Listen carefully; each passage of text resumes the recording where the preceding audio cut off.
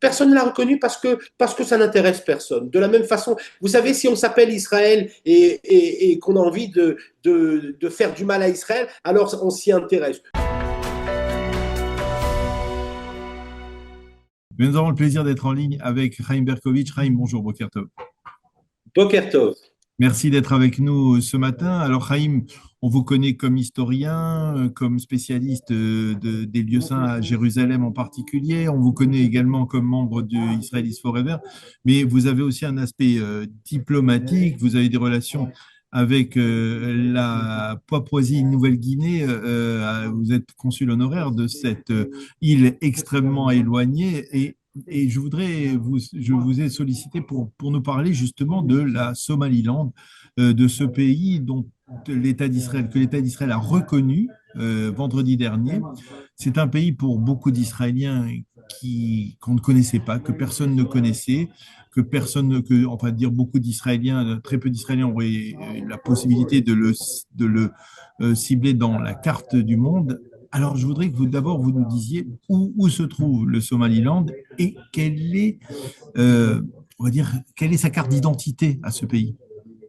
Alors, tout simplement, le Somaliland, lorsqu'on parle du Somaliland, eh bien, on a l'impression qu'on parle de la Somalie. Et la Somalie, ça fait peur. La Somalie, c'est dangereux. La Somalie, c'est un endroit qui se trouve au début de la mer Rouge. Donc, c'est un endroit qui fait peur. Et pourtant, il y a une région de la Somalie qui n'appartient plus à la Somalie depuis plus de 30 ans. On parle du Somaliland. Somaliland, c'est un État, si vous voulez, dans l'État. C'est un État qui agit, qui réagit, qui existe comme un réel État, sauf qu'il n'a pas encore été reconnu par toutes les nations. Cet État-là, eh bien, il se situe tout simplement au nord de la Somalie, et c'est un État entièrement indépendant. Il y a des élections, c'est un État ils ont leur monnaie, ils ont leur port, ils ont leur aéroport, etc. Ils vivent entièrement comme un État. La seule différence, c'est que les nations du monde ne les ont pas reconnus. Et c'est Alors pas tout justement, à c'est vraiment une question. Comment expliquer que l'État d'Israël soit le seul pays qui est jusqu'à présent, à part Taïwan, si je ne m'abuse, ait reconnu ce pays? parce que tout simplement, Israël est toujours prêt à être le premier. On est premier dans tout. On est la Startup Nation, on est capable d'être les premiers, là où il y a d'autres personnes qui ne sont pas encore arrivées. Mais je vais aller plus loin que ça, Non, mais alors Daniel. pourquoi la question, Je vais je aller plus retourne la loin que ça. question à l'envers, pourquoi personne ne l'a reconnu, on va dire jusqu'à maintenant? Personne ne l'a reconnu parce que ça n'intéresse personne. De la même façon, vous savez, si on s'appelle Israël et qu'on a envie de faire du mal à Israël, alors on s'y intéresse. Mais un pays qui n'intéresse personne, eh bien, le monde n'en a que faire. Et pourtant, c'est un pays avec qui on peut faire beaucoup de choses. Tout d'abord parce que en géopolitique, je ne vous apprends rien en vous disant qu'il est en face du Yémen. En face du Yémen, d'avoir un allié pour Israël, c'est quelque chose de fantastique. On se rappelle qu'un des fronts d'Israël, c'est les Houthites qui se situent au Yémen. Imaginez, demain matin, nous avons la possibilité de riposter directement en face du Yémen. Donc nous sommes dans un point très stratégique. Israël le sait, Benjamin Netanyahou le sait, et pour lui, c'est très important. Mais à part ça, nous avons une influence en Afrique, que ce soit en Somalie ou ailleurs, nous avons une influence de l'Iran dans toute l'Afrique. Et là, nous avons un pays qui est prêt, qui est d'accord d'être notre allié là où nous avons des ennemis. C'est très important pour Israël. Alors, qu'est-ce que, quel- alors c'est effectivement important, on le comprend, mais quelles peuvent être les répercussions, on va dire, de cette reconnaissance par Israël? Parce qu'on le voit, cela provoque la colère de la Somalie, mais aussi même de manière assez inattendue de l'Union européenne et d'autres capitales occidentales. Alors écoutez, de toute façon, quoi qu'on agisse, quoi qu'on fasse, eh bien, il y a différents pays qui vont venir et qui vont nous dire, nous ne sommes pas d'accord avec ce que vous faites. On n'est pas d'accord dans le monde avec la politique d'Israël. Point. Que ce soit une politique qui les intéresse ou une politique qui les intéresse moins.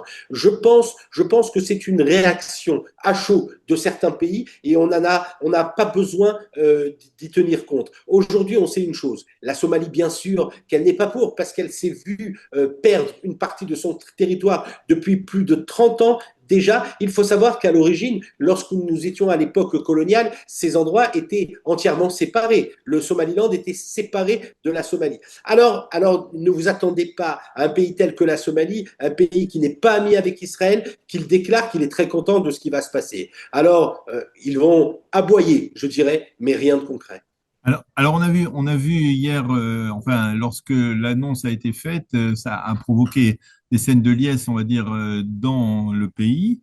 Et on a pu remarquer que, en fait, c'était un pays islamiste où les femmes étaient presque entièrement couvertes, hein, de la tête aux pieds.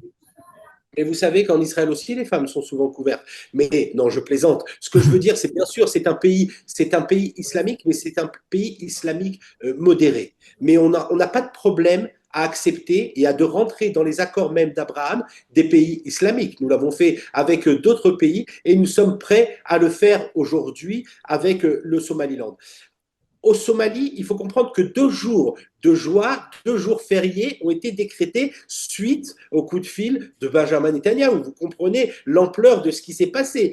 Les monuments historiques de Somaliland ont été recouverts des lumières du drapeau d'Israël. C'est quelque chose de grandiose pour eux. Mais je pense que je retourne à la situation, c'est aussi quelque chose de grandiose pour Israël parce que ça nous permet d'avoir un nouvel allié. Et comme je l'ai dit précédemment, cet allié, eh bien, c'est un allié qui est en Afrique, un allié dans des endroits où nous n'avions pas jusqu'à aujourd'hui. C'est un pays qui a l'habitude de voter, d'abord qui a une autonomie. Il est inscrit à l'ONU comme pays indépendant et il vote pour l'État d'Israël en général dans les forums Pas du tout. internationaux. Pour l'instant, il n'est pas inscrit. Il Ah. n'est pas inscrit, il n'est pas encore reconnu. Mais je pourrais vous dire que un des besoins du Somaliland, et c'est peut-être pour ça qu'ils se sont adressés d'abord à Israël, parce qu'ils savent que Israël est un allié des États-Unis, ils savent le rapport que Benjamin Netanyahu a avec Donald Trump, et ils espèrent que notre gouvernement, le gouvernement d'Israël, va pousser les États-Unis à reconnaître Mhm. aussi de façon claire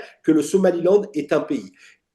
Ces Alors, deux pays, eh bien, ça sera un nouvel allié et demain, ils voteront directement pour Israël. Et je ne vous cache pas quelque chose, c'est que on en a déjà discuté avec le gouvernement sur place, c'est que nous, demain, lorsqu'ils alors seront. justement, je veux savoir quel est Oui. votre lien avec ce pays et votre attrait. Vous me disiez hors antenne que vous aviez l'intention de vous y rendre prochainement. Pourquoi? Quel est votre intérêt là, à ce niveau-là? Vous allez dire Je comment? vais vous dire, mon intérêt, Daniel, mon intérêt, c'est l'intérêt d'Israël. Lorsque l'on peut faire quelque chose qui peut aider Israël, je suis prêt à le faire. C'est la même chose que j'ai pu réaliser dans le Pacifique, que ce soit avec la Papouasie-Nouvelle-Guinée, mais en début février, nous avons la visite ici. Nous avons réussi à créer des relations avec le Timor oriental. Nous avons, dans la première semaine de février, la visite du président du Timor oriental en Israël. C'est une première. Alors, de cette façon-là, si on a la possibilité d'apporter et d'aider dans la diplomatie à ce que d'autres pays puissent reconnaître Israël, d'autres pays puissent être les alliés d'Israël, c'est quelque chose de très important. Et ce que je voulais vous dire aussi, et ce qui est très important, c'est que nous avons déjà parlé avec eux d'une sorte de bureau de représentation du Somaliland qui, très prochainement, pourrait être transformé en une ambassade. Et on ne parle pas de Tel Aviv, Daniel, on parle de Jérusalem. Eh bien, Chaim Berkovitch, merci beaucoup de nous avoir éclairé sur l'histoire de ce pays, en tout cas ses relations avec l'État d'Israël, et puis on va dire son positionnement géopolitique et géostratégique très important. C'est effectivement important. On comprend un peu mieux après vous avoir parlé ce qu'est ce petit pays. Je ne sais pas s'il est petit d'ailleurs. Je ne sais pas si c'est un pays de quelle taille. Oh, c'est un pays qui est plus grand qu'Israël, quoi qu'il en soit. Il y a 6 millions d'habitants. Il a 6 millions d'habitants. Donc, et puis, on aura l'occasion de se reparler une fois que vous serez rendu sur place. Je vous remercie beaucoup, Chaim, de nous avoir permis de mieux comprendre ce qu'est ce pays, le Somaliland, qui a surgi, on va dire, dans la carte politique et diplomatique de l'État d'Israël. Merci encore, Chaim, de nous avoir éclairé à ce sujet. À bientôt. Merci à vous.